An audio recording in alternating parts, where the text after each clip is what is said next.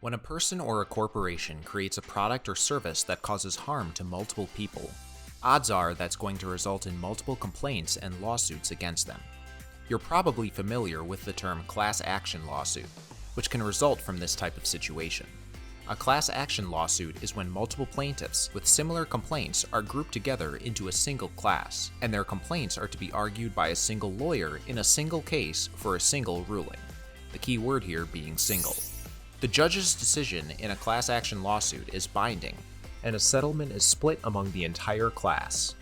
However, another approach to this type of multiple complaint setup is a multi-district legislation, or an MDL. Rather than condensing every plaintiff into a single class and case, each plaintiff is allowed to retain their own personal lawyer and fight for their own unique settlement. The only consolidation comes by filing the case nationally to have pretrial proceedings set by a single judge in federal court. Afterwards, they are sent back to their original court to be tried, usually a regional one, and the individual results are not bound to others stemming from the MDL. MDLs are more personable because they allow your attorney to work one-on-one with your case and fight for the best financial outcome for your particular situation.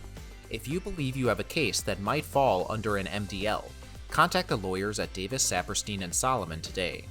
We have over 35 years of experience working with multi-district legislations and fighting for victims' rights.